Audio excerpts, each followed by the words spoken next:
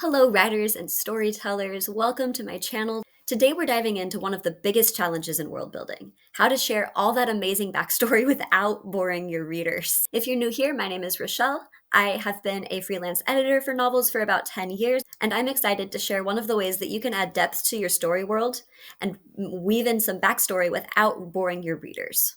When we're creating entire worlds, whether they are set on Mars or on Earth in the future, or even a contemporary setting where we need to define the world in a really specific niche, like a high school or something, we face a temptation. Overwriters in particular can face this temptation. We've created this amazing backstory, right? There's myths of our world, the history, the magic systems, the different relationship backstories between the characters, all of their issues, their wounds, all of the ways that the geography happened the way it did, the politics, whatever it is that we've gotten interested in as we're building out our world, we want to use it all. But dumping all of your backstory can kill your pacing, and too many irrelevant details create like a so what reaction in your reader.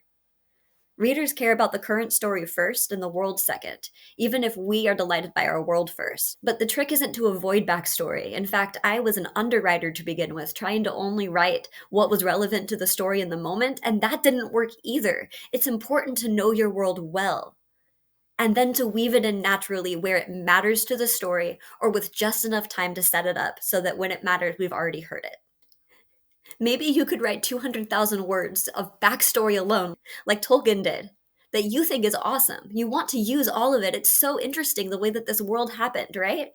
But using it all can result in a story with a slow pace, irrelevant detail, and a reader that leaves bored or, tells their friends, okay, skip pages 75 to 100 because it's just explaining the sewer systems underneath Paris.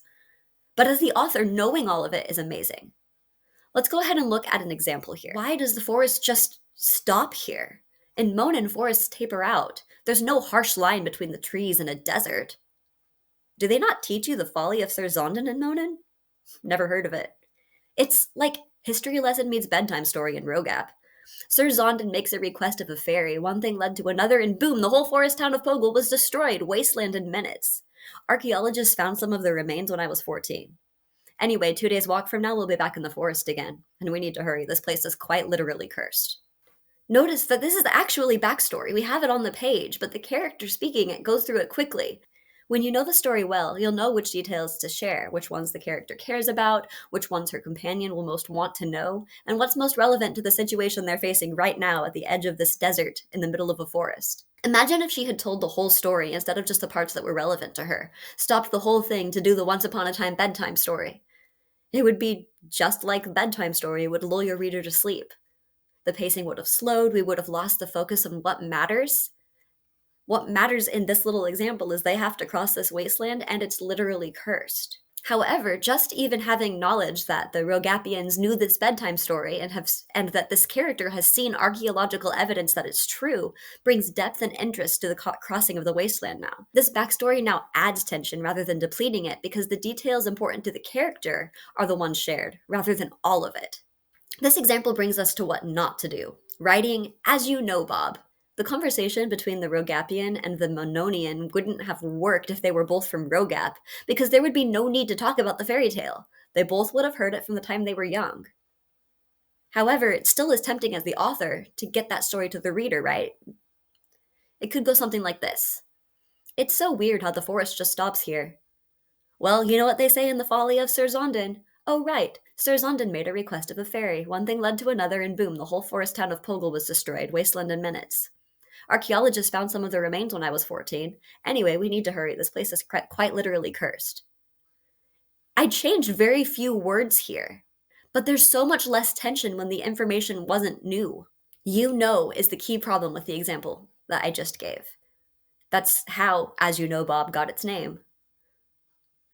We don't often rehash in detail things the person we're talking to already knows. In this example, with two people from Rogap, it might have just been, this place creeps me out. Stories got it right. Sir Zondan was a fool. And that would be the end of the conversation. The reader would feel there was something more that they weren't being told, which brings us more into the story. But we don't have to have it on the page in that case. In fact, I think this is one of the main reasons why, in a fantasy world, we often bring in a character who's new to the world so we can have these conversations about the backstory, about the world building, to somebody who needs that information. The character who's new to the world, whether it's our main character or somebody new in town or whatever, becomes the reader's stand-in so that they get the information that we, the reader, needs. Another way that, as you know, Bob, can sneak into our writing is with names and relationship reminders. Take this example from something more contemporary. Robert, I picked up our 10-year-old daughter Braylee from Washington Park Elementary School this afternoon, and her nice teacher, who reminds me of Kristen Chenoweth, told me how she's not doing well in math. Remember how last night you were helping her with multiplication and she was struggling? Her teacher recommended we talk to a tutor. I was thinking the girl I used to babysit, Sarah, who is 16 now, would be a good choice. Let's look at how many of these are things the spouse already knows. Robert, his own name. I've picked up our 10-year-old daughter, Braylee, from Washington Park Elementary School this afternoon, and her nice teacher, who reminds me of Kristen Chenoweth, told me how she's not doing well in math. Remember last night when you were helping her with multiplication and she was struggling? Her teacher recommended we talk to a tutor. I was thinking the girl I used to babysit, Sarah, who is 16 now, would be a good choice. One paragraph, and 10 of those are things that the husband already knows.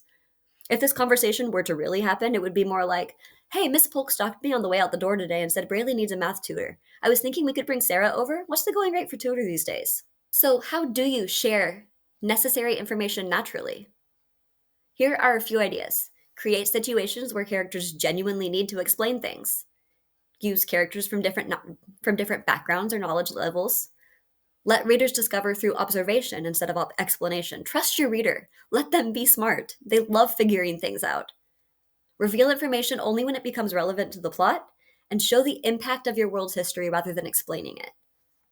The best world building feels invisible. Your reader should be so caught up in your story that they're absorbing your world without realizing they're being taught anything.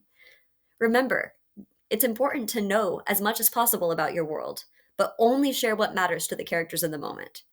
If you found this helpful, hit that subscribe button. Next week, we're going to be talking about how our bias as people shows up in how we describe things and how that affects the point of view.